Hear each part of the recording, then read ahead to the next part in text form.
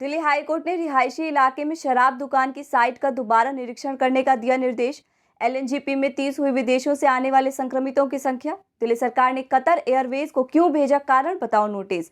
Delhi police कर्मियों को मिलेगा ऑटोमेटिक प्रमोशन और चांदनी चौक की सुंदरता पर कौन लगा रहा है ग्रहण। जानेंगे ये सारी खबरें आज की टॉप 10 न्यूज में। नमस्कार, मैं हूं सुप्रिया सिंह। खबरों की शुरुआत करने से पहले आपको बता दें, द भारत खबर की टीम निकली है पंजाब की चुनावी यात्रा पर। माहौल क्या है, लोगों की राय क्या है और पंजाब की गलियों में किसके चर्चे हैं, जानने के लिए देखिए पंजाब की चुनावी यात्रा। दिल्ली के अस्पताल में 30 हुई विदेशों से आने वाले संक्रमितों की संख्या। राजधानी में मंगलवार को विदेश से आने वाले 3 यात्रियों को लोकनायक अस्पताल में भर्ती किया गया। इससे अस्पताल में भर्ती हुए विदेशों से आने वाले कोरोना संक्रमितों की संख्या 30 हो गई है। अब इनमें से 8 संक्रमितों की जीनोम सीक्वेंसिंग जांच रिपोर्ट 3 दिन बाद आएगी।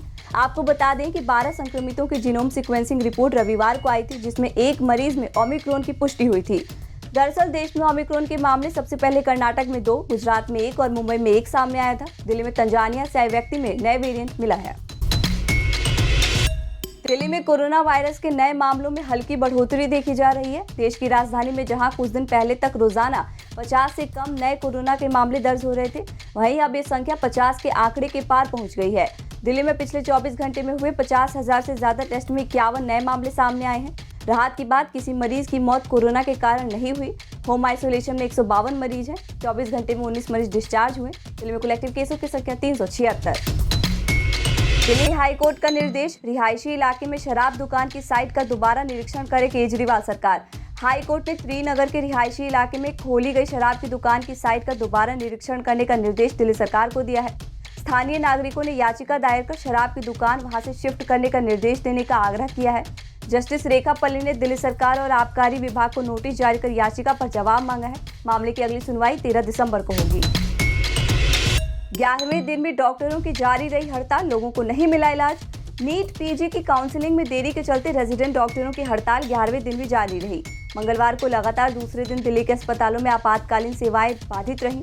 इस दौरान मरीजों को उपचार भी नहीं मिल पाया। डॉक्टरों की हड़ताल का सबसे ज्यादा असर Safdarjung, Lady Hardinge Medical College और आरएमएल अस्पताल में देखने को मिला।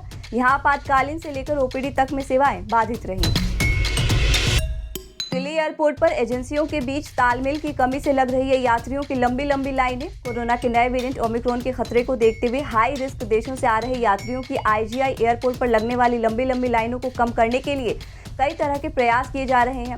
लंबी कतारों की तमाम वजह हैं, जिनमें एक बड़ी समस्या एयरपोर्ट पर काम करने वाली तमाम एजेंसियों के बीच तालमेल की कमी है, जिसके चलते ही पिछले दिनों T3 इमिग्रेशन जोन में यात्रियों की भारी भीड़ जमा हो गई थी और कोरोना जांच कराने में भी यात्रियों को लंबा वक्त लगा था। रविवार रात केंद्रीय स्वास्थ्य मंत्री मनसुख मांडविया ने भी यहां का दौरा किया। इसके अलावा हाई रिस्क देशों से आने वाली फ्लाइट्स एडवांस में बताए गए समय से 2 से 3 घंटे पहले ही पहुंच रही है, जिसकी वजह से भीड़ को कंट्रोल करना मुश्किल हो रहा है।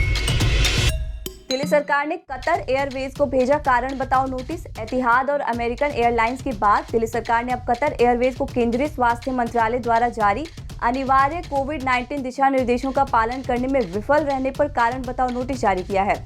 ये नोटिस ऐसे समय पर जारी किया गया है जब कई देशों से भारत आ रहे नागरिक कोविड-19 के नए वेरिएंट ओमिक्रॉन से संक्रमित पाए जा रहे हैं।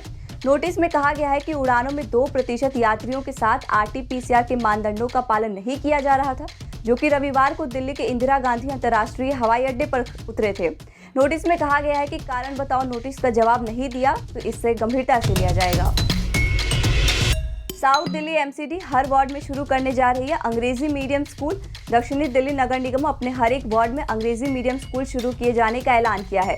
हालांकि इसके लिए नए स्कूल नहीं बनाए गए हैं। जो स्कूल एमसीडी की ओर से हर एक वार्ड में चल रहे हैं, उन्हीं स्कूलों में से एक स्कूल को अंग्रेजी मीडियम में कन्वर्ट किया जाएगा। एमसीडी की ओर से 12 नए स्कूल भी बनाए गए हैं, जिनकी बिल्डिंग पूरी तरीके से बनकर तैयार हो गई है और इसी में से 8 स्कूलों का इस महीने उद्घाटन किया जाएगा। अगले साल जनवरी में 4 नए स्कूलों का उद्घाटन होगा। दिल्ली पुलिस में 10, 20 और 30 साल पूरे करने वाले पुलिसकर्मियों को मिलेगा ऑटोमेटिक प्रमोशन। दिल्ली पुलिस के सिपाही, हवलदार और एएसआई रैंक के पुलिसकर्मियों को समय के साथ प्रमोशन देने की एक बेहतरीन योजना पर काम किया जा रहा है, जिसमें सर्विस के 10, 20 और 30 साल पूरे करने वाले पुलिसकर्मियों को सिपाही से हवलदार, हवलदार से एएसआई और एएसआई से सब इंस्पेक्टर बनाए जाने पर विचार किया जा रहा है। इसके लिए 5 सदस्यों की एक कमेटी का गठन किया गया है। कमेटी के चेयरमैन डीसीपी रैंक के हैं, जबकि अन्य 4 सदस्यों में से 1 इंस्पेक्टर, 2 सब इंस्पेक्टर और 1 एएसआई पद के अफसर रखे गए हैं। दिल्ली से मेरठ जा रहे हैं तो छिजारसी टोल प्लाजा पर हो सकती है परेशानी। दिल्ली से मेरठ जाने के रास्ते में पड़ने वाले छिजारसी टोल प्लाजा से जुड़े 10,000 से अधिक मंथली पास धारकों को परेशानी का सामना करना पड़ रहा है। फास्टैग के ऑनलाइन रिचार्ज नहीं होने के कारण परेशान लोग टोल प्लाजा के चक्कर लगाने के मजबूर हैं। ऑनलाइन रिचार्ज के दौरान 285 रुपए की जगह 4,000 रुपए से अधिक का रिचार्ज दिखाई दे रहा है। दरअसल छिजारसी टोल प्लाजा के पिछले दिनों मंथली पास से जुड़ी ऑनलाइन रिचार्ज प्रक्रिया में बदलाव किया गया है। इसी के चलते दोबारा से सॉफ्टवेयर अपडेट किया जा रहा है, जिसकी वजह से टोल प्लाजा स्थित फास्टैग रिचार्ज लाइन पर रोजाना लोगों की लंबी लंबी लाइनें लग रही हैं। चांदनी चौक की सुंदरता पर लग रहा है ग्रहण। चांदनी चौक के सौंदर्यीकरण के चंद महीनों बाद ही गुटखा और अन्य पान मसाला खाने वाले लोग इसकी खूबसूरती पर दाग लगाने में कोई कसर नहीं छोड़ रहे हैं। सड़क किनारे पर बनाए गए पिलर गंदे हो रहे हैं। इसके अलावा स्थानीय व्यापारी इसकी नगर निगम से भी शिकायत कर रहे हैं। मांग की जा रही है कि गंदगी फैलाने वाले लोगों के चालान काटे जाएं, जिससे चांदनी चौक की खूबसूरती बनी रहे। दरअसल चांदनी चौक में लाल किले के सामने से लेकर फतेहपुर मस्जिद तक बनी सड़क का सौंदर्यीकरण किया गया था। इसके बाद से इस मार्ग पर वाहनों का आना जाना भी बंद कर दिया गया है। आप देख रहे थे दिल्ली की 10 बड़ी खबरें। हमारी बाकी खबरों के अपडेट्स पाने के लिए चैनल को सब्सक्राइब कर लीजिए। नमस्कार।